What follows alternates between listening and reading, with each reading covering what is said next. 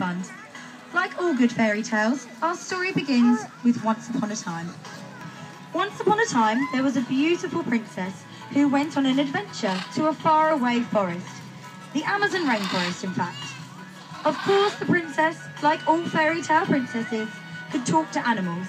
So as she journeyed through the forest, she made some new friends who helped her along her way. As she walked along, the princess spotted a beautiful bird sitting in the trees. She recognised the bird as a blue and gold macaw, a parrot that lived in the Amazon rainforest. The parrot introduced himself as Mojo and wanted to impress the princess, so showed her how he could climb along all of the branches and through the trees.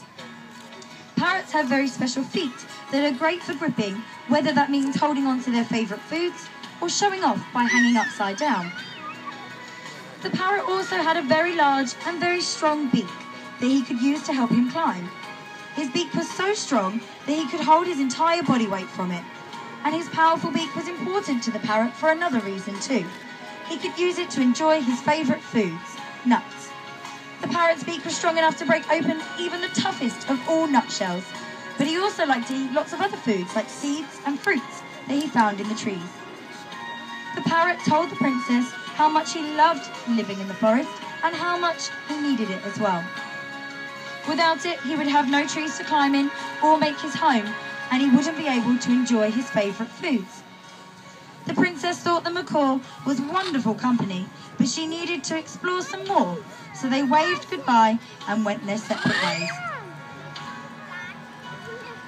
The princess carried along the forest path and came across a raccoon who must have been far away from her home. The princess knew raccoons are normally found in North America, so asked, "Why are you so far from home?" And the raccoon told the princess she had travelled south to visit the rainforest. The raccoon also told the princess back home many of her species steal food out of people's rubbish bins. And when she was going through people's rubbish, the raccoon discovered just how much people needed the rainforest. It provides not only a variety of food, but also ingredients for things like soaps, cosmetics, and even some medicines. The raccoon told the princess about how many companies use the rainforest to make their products, and how many of them don't look after it. They chop it down and burn it to make space for things that they want to grow, and they don't look after the land that they have. This means that every year they have to chop down more and more rainforest, making way for their farms, and that means even less and less space for the animals to live in. Having spent a lot of time rooting through people's bins, the raccoon told the princess how she had noticed something on the wrappers, a logo. Some companies do use the rainforest and also care for it too. These companies get to use the Rainforest Alliance logo on their products. So whenever the raccoon found that logo, she felt glad that some people clearly did care about what happened to the forest. And the raccoon had given the princess a lot to think about. And as they parted company, the princess realised just how much she too relied on the rainforest for things that she used every single day. As she journeyed on, the princess met a meerkat. "Are you lost, little meerkat?" the princess had to ask, as she knew that meerkats lived far, far away, and they lived in the Kalahari Desert of Africa. The meerkat told the princess all about her home in the desert. Over there it's lovely and hot and dry, which means lots of lovely sand for digging in. In the desert there isn't much food around, but the meerkat isn't a fussy eater and is designed to eat absolutely anything that it finds, even spiders and scorpions.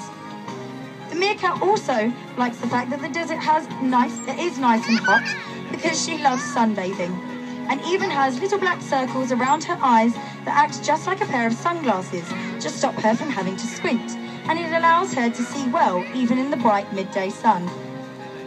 But the meerkat said her home was changing, just like lots of habitats all across the world. Climate change is making the desert even hotter and even drier, and it's meaning that there's becoming less and less food around for the meerkats to eat. The meerkat said she had come to visit the rainforest to see why it was disappearing, and was sad to find out that it was people who were chopping it down. Perhaps people don't realise how important the rainforest is, not just to the animals that live there, but all the animals all across the world. The meerkat headed off in the hope of sharing what she had learned about the rainforest to her friends, and that it could be saved before it was too late. Further on her journey, the princess came across a very unusual looking animal digging around in the dirt. The animal introduced himself as Fordham, the ring-tailed coati, and explained that the forest was his home. The coati told the princess that he loved living in the rainforest as it was full of delicious foods for him to eat. As an opportunistic feeder, the coati loves to eat lots of different foods, and his long prehensile nose helps him to sniff out some of his favourite insects, bugs and grubs, even if they were hiding in the soil. He could also use his swivelling nose like a shovel to dig up those delicious invertebrates from underneath the forest floor. The coati liked lots of other foods too, including eggs, but he needed to look a little bit higher for those. The coati showed the princess how he loved climbing through the trees, using his long tail to help him balance as he ran along all of the branches. He told the princess that people were chopping down the trees to use for paper, wood and furniture, and the land for their farms. Without trees, the coati wouldn't be able to climb and wouldn't have a home to live in. He wouldn't be able to find his favourite foods either, or of course, show off for the princess. The coati was so good at climbing, he could even hang upside down from his back legs, something that allowed him to raid those birds' nests to steal the eggs that he loved so much. The coati's powerful back legs and amazing balance meant that he could even jump from branch to branch and move through the trees quicker. But the coati's amazing ankles that rotate 180 degrees, allowing him to not only hang upside down, but also climb down quickly from the tree's head first. The princess was very impressed with the coati's climbing and started to worry about people chopping down all of the trees. People could still have paper and wood to use, but if they made sure it had come from a sustainable source, then they could help protect the rainforest too. The FSC logo on wood and paper products helps us to know that companies are looking after the forest all over the world and protecting rainforests for the future animals that live there. All of the animals that the princess had met needed the rainforest to survive, and they had helped her to realise how much she needed the rainforest too. The princess decided to do something to help it survive, and so can all of you.